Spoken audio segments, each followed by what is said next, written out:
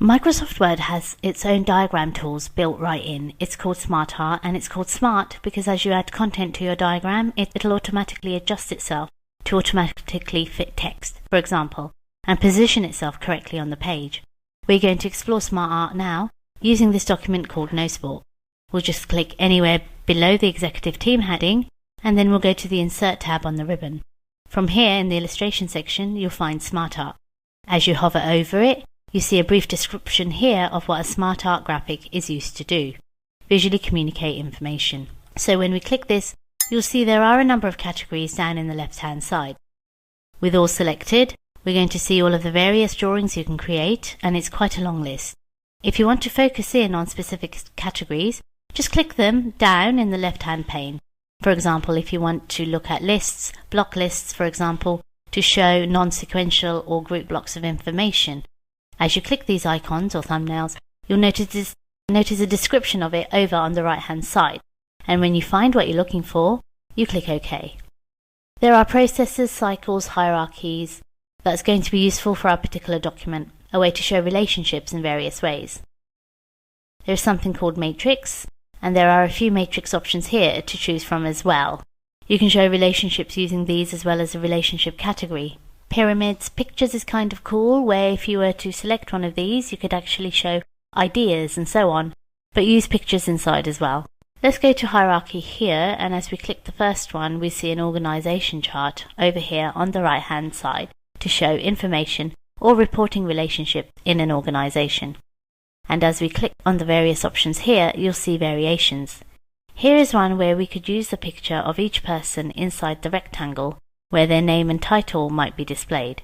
So a number of different options, and as you click them you get to know a little bit about them until you realize this is the one you want. Let's go to this third one here, which is name and title organization chart.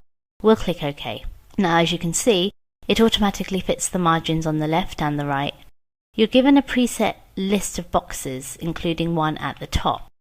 Looks like something for an assistant, and then some subordinates, and of course we can add to this, including the content that will appear inside the boxes. Right now this first one is selected. You can see the handles around the outside. All we have to do is click inside and type in a name. I'm going to type in my own name. You can type in yours. Now obviously it's too big to fit in the box.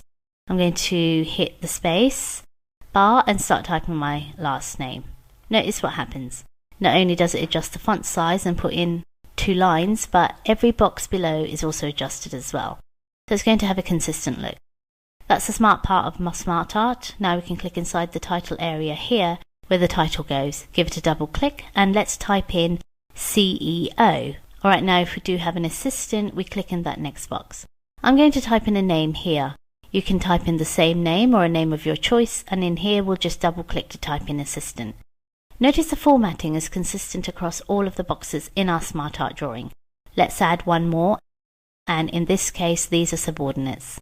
I'm going to type in VP Finance, and we can continue with the other boxes as well. And of course if we wanted to add any, we have that ability as well. Let's go up to the top one, where I have my own name selected.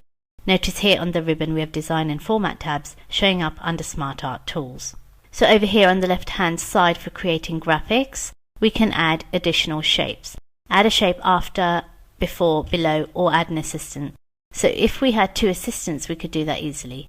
So with the top box selected, we can add a shape below, and now we get a 4th option down here, and notice how everything has adjusted. It still fits within the parameters, but everything has shrunk down to automatically fit correctly. If we hit the delete key on the keyboard, everything readjusts again. Maybe we only have 2 direct reports to the CEO. We'll hit delete again, delete one more, and you can see everything is adjusting itself nicely. We'll click inside the box where we see empty text and type in another VP here. Again it's going to fit. We'll go down to the box below and type in VP of Sales. There we go. Alright, so let's just click on the border so none of the individual boxes are selected. There is a number of other options available to us. First of all, from the Design tab here, we can go to some different looks. These are variations of the same smart diagram, and as we hover over them under smartart styles here, you can see we get some very cool looking hierarchies, and if we click the drop down, we get even more. including some with 3D rotation and so on. I kind of like that one right there. But we'll hover over a few others until we see something that really strikes our fancy. I'm going to go with this one here, I think, Brick Scene. Give it a click and it's locked in. We can also change the color scheme if we wanted to. Just click the drop down and hover over some different colors. You can see what's happening in the background. The one that's currently selected is highlighted, and we can choose something different if we'd like. There is a scroll bar, so if there are other options you're looking for, maybe under Accent 6, I like that one. Colored Fill Accent 6. We'll give it a click and that looks kind of neat, so I'll just click outside the box to deselect it, and you have a nice looking smartart graphic. Again, it's like any other graphic when you select it. There are handles for sizing. If you did want to size the whole thing down, notice how everything continues to fit. It is what we call smartart. Go to the border, you can click and drag it like a normal graphic.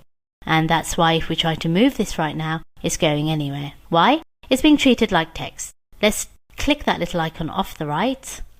And like we do with many other graphics we insert, to check out the layout options. Sure enough, it's in line with text, so there is no text wrapping. If there is no text on our page, it can't be moved. So let's just go down to text wrapping here and choose something like top and bottom and fixed position on page. That allows us to place it exactly where we want. I'll close up the layout options, go back to the border with the four-sided arrow. Now we can click and drag to get it nicely centered and down a little bit. Release, deselect, clicking outside, and there is our finished product. Our executive team